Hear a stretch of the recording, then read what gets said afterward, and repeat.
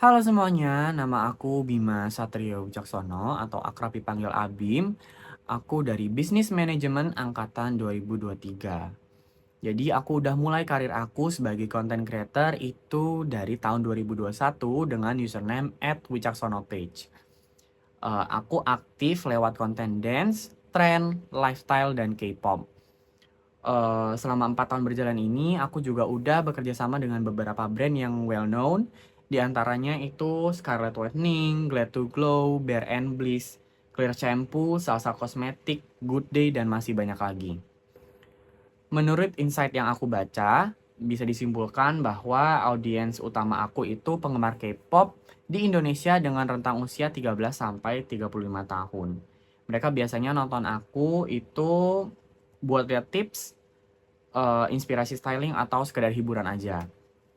Karena itu fokus aku sekarang itu adalah untuk terus menghadirkan konten yang bisa jadi referensi sekaligus menghibur audiens lewat tren-tren terbaru.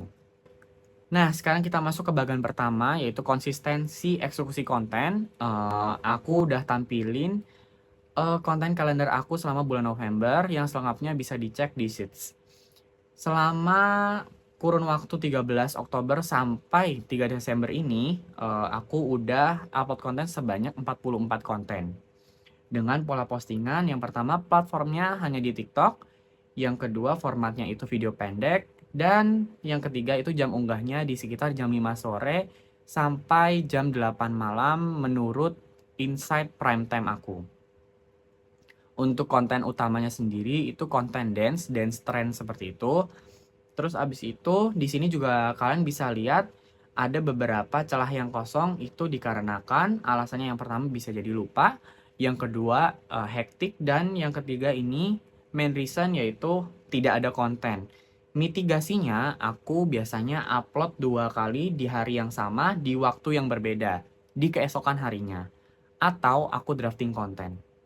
Nah, di bagian selanjutnya, kinerja analitik dan evaluasi data. Di sini kita akan mengevaluasi data berdasarkan data TikTok Studio. Di sini akun saya sendiri selama kurun waktu 60 hari mendapatkan 1,1 juta views. Untuk profile views-nya sebanyak 23.000, likes-nya total 137.000, comments-nya 607, dan shares-nya di angka 4.400. Nah, selanjutnya kita masuk ke analisis AR dan baseline AR. Ini aku tentukan berdasarkan top 10 video di TikTok Studio dan dibantu Planks.com. Planks.com ini adalah sebuah platform di mana kita bisa menghitung AR kita secara otomatis, secara langsung. Di Planks.com ini aku mendapatkan skor 27,06% dengan average interaction per postnya sebanyak 21.321 likes. Nah, angka ini juga masih di atas rata-rata account di range aku, which is di 20k sampai 100k. Karena di 20k sampai 100k ini rata-ratanya itu di angka 13,72%. Selanjutnya kalau menurut analisis top 10 TikTok, AR baseline aku atau nilai tengahnya itu ada di angka 10,93%. Nah, sekarang kita masuk ke 3 konten terbaik berdasarkan views dan AR. Di sini video pertama itu adalah video aku yang aku posting pada tanggal 25 Oktober dengan AR 15,84%. Selanjutnya adalah video yang diposting pada tanggal 28 November dengan AR 20,20%.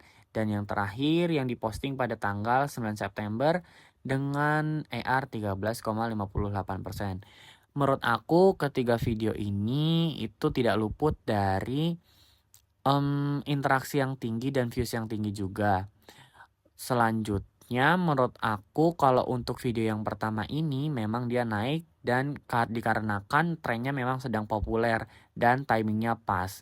Untuk yang kedua sendiri, video kedua yang 20,20%, alasannya masih sama, namun video ini lebih genrenya, kalau yang tadi itu lebih ke tren Indonesia, kalau yang ini lebih ke tren internasional atau tren fans K-pop, sehingga dongkrakannya lebih tinggi karena memang niche saya itu di K-pop, sehingga untuk konten-konten yang berbau K-pop lebih mudah untuk naik karena audiensnya sudah ada.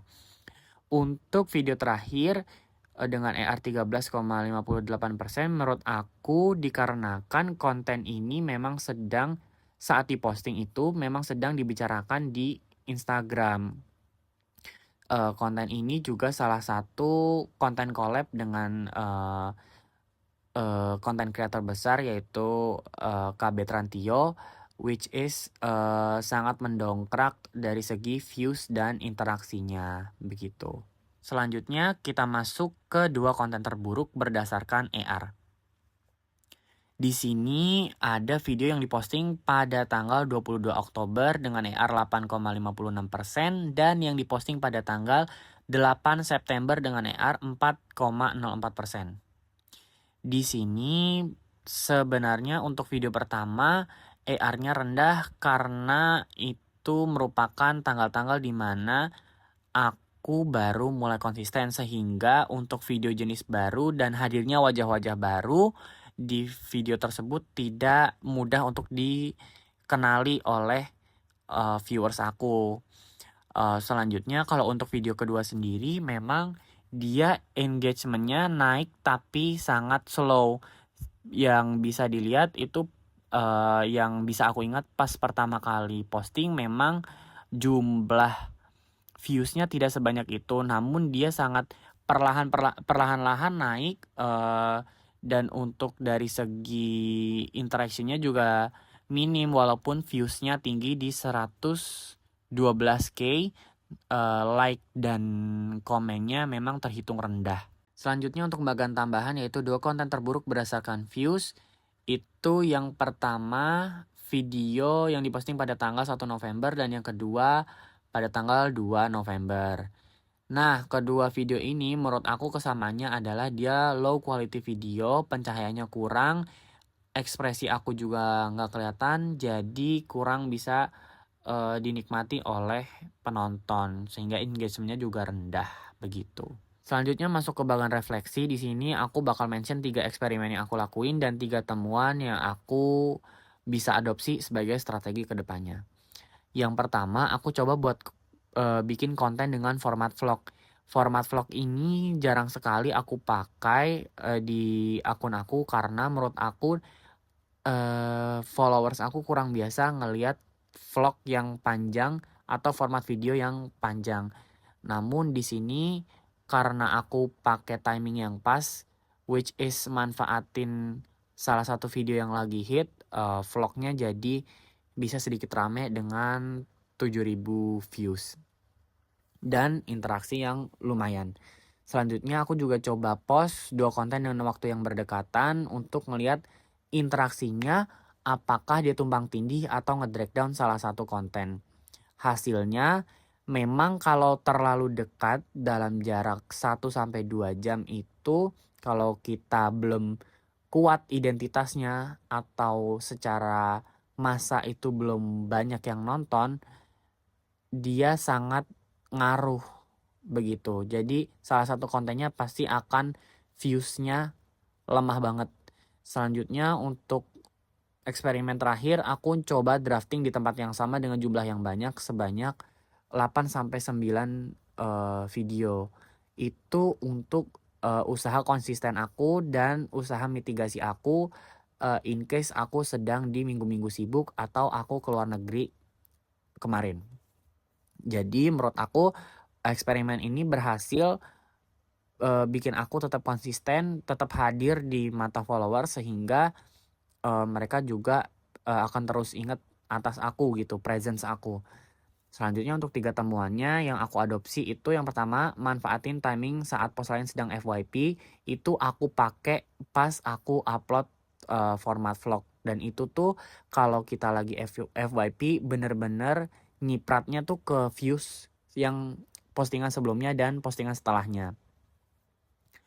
Nah, untuk temuan yang aku temuin selanjutnya itu tempat itu ternyata salah satu identitas, nggak cuma muka kita, tapi tempat juga bisa nyimpan identitas. Sehingga kalau kita pakai ruang yang sama, orang itu akan terus inget, oh ini kontennya Kak Abim, atau oh ini kontennya Kak Nata, begitu. Selanjutnya, 3 teman yang aku adopsi itu ternyata ngikutin tren secara real time itu berpengaruh banget ke potensi hit. Karena kalau aku skip timingnya, skip hype-nya selama seminggu aja, potensi aku untuk hit itu bener-bener rendah.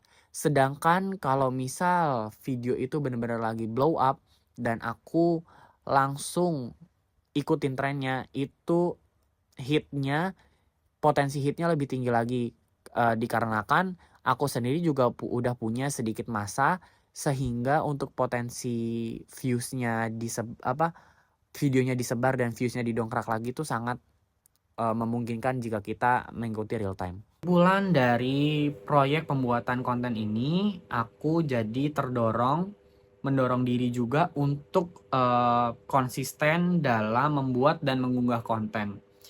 Selama prosesnya aku juga banyak belajar dan coba-coba hal baru kayak tadi drafting konten sama coba format vlog itu.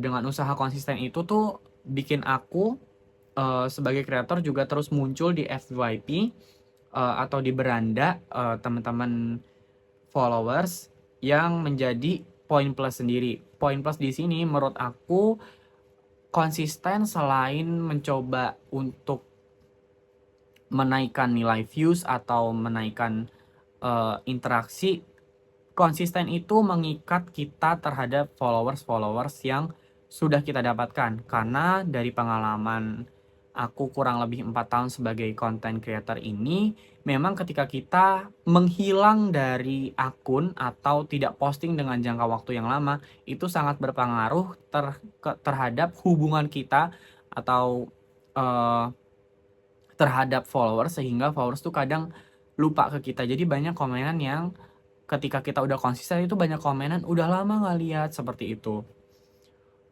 Dengan baca data analisisnya juga, aku tuh jadi makin paham dan meyakinkan diri, eee, akan niche atau konten hero, aku yaitu dance, trend, dan lifestyle.